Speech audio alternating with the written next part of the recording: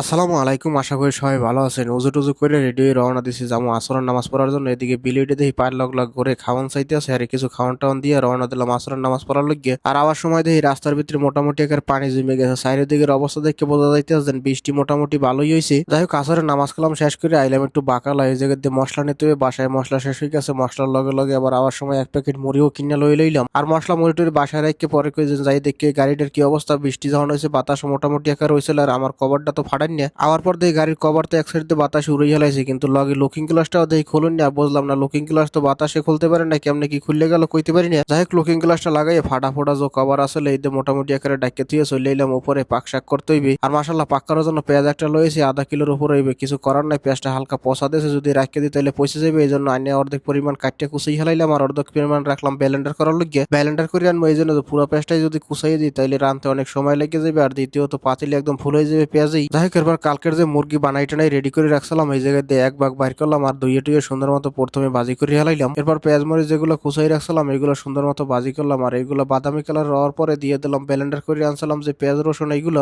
যদি ব্লেন্ডার করা পেঁয়াজ দিয়ে তরকারি রান্ধি তাহলে পেঁয়াজের একটা ঘেরা নাই, এই জন্য পেঁয়াজগুলো দিয়ে সুন্দর মতো আবার নতুন করে কষাইলাম। এরপর মাংস টাংস দিয়ে আবার কষাই হেলাইলাম। এরপর মশলাপাতি যা যা দেওয়া লাগে দিয়ে রেডি করে হেলাইলাম চিকেন কারি। আর ওইদিকে পাক করতে করতে ইফতারির সময় হয়ে গেছে। কপাল ভালো যেন বুট কাটা দিয়ে গেছিলাম রাইস কুকারের ভিতরে সেদ্ধ করার লগে। যাই হোক, এরপর তাড়াতাড়ি করে টমেটো শসা গাজর কাটে রেডি করে হেলাইলাম ইফতারের জন্য সালাদ। আর এই সপ্তাহ দিয়ে আলহামদুলিল্লাহ শেষ করলাম ইফতার। আর বাইরে বৃষ্টি হয়েছিল তো এই জন্য হালকা ঠান্ডা লাগতেছে। জ্যাকেট গায়ে দিয়ে চলে এলাম মসজিদে নামাজ পড়ার জন্য। আবার 4টে বাজে উঠলাম সেহরি খাওয়ার জন্য। ওইটা প্রথমে আত্মুখ দিয়ে বই ফেলাম ডাইরেক্ট পাতিলের ভিতরে সেহরি খাওয়ার লগে, কারণ তরকারি যে পাক করছিলাম এক ওয়াক্তের জন্যই। আর সেহরি খাওয়ার পর মনে পড়ে হারে বুট তেহান পর্যন্ত ভিজাইলাম না, তাড়াতাড়ি করে সব প্যাকেট দিয়ে এক চামচ করে ভিজাই দিলাম 3 পদের বুট। আর এর ভিতরে দেখি ফজরের আজান দিতেছে, তাড়াতাড়ি করে রেডি হয়ে চলে এলাম মসজিদে নামাজ পড়ার জন্য। আবার সময় রাস্তায় দিয়ে হালকা হালকা পানি দেখা যায়, তার মানে রাত্রে মনকে আবারও বৃষ্টি হয়েছিল। আর ফজরের নামাজ কালাম শেষ করে বাসায় ঘুম পড়ছে, আর উঠছি একদম 9:30 বাজে। তা উঠেছে নাজমুল ভাই ডাইকে। আর ঘুমের তুলে উঠে গোসল টোসল দিয়ে রেডি হইলাম যাইতে হবে খুদরা মার্কেটে কিছু সবজি আনার লগে। আর রেডি হয়ে আইলাম গাড়ির দ্বারা। আবার পর দেখছেন গাড়ির কভারটা আবার অর্ধেক উঠে রয়েছে, আর ভিতরে বাতাস আর পানি পুনি ঢুকে একদম সব কাঁচরা হয়ে গেছে। কভারটা ছিঁড়ে যাওয়ার কারণে এখন আর গাড়ির লগে টাইট হয় না, যার কারণে হালকা বাতাস হইলে উঠে যায়। আর এদিকে বৃষ্টির কারণে হেলমেটটাও ভিজে গেছে, যার কারণে হেলমেটটা প্রথমে রোদ দিলাম। এরপর তেনাটা নিগড়ে শুরু করলাম গাড়িটা মোছামুছির কাজ। মস্তে মস্তে দেখি যে মোটামুটি করে হেলমেটটা শুকিয়ে গেছে, কারণ ভালোই রোদ চলে। যাই হোক, তাড়াতাড়ি করে রেডি হয়ে চলে এলাম খুদরা মার্কেটে, কারণ এই জায়গাতে বাজার করে আইয়ে এবার আবার নামাজ পড়তে যাইতে হবে। অলরেডি অনেকখানি লেট হয়ে গেছে। আইয়ে তাড়াতাড়ি করে গাড়িটা থুয়ে উপরে দেখেছেন লোকজন প্রায় কমে গেছে, বাজার প্রায় শেষের দিকে।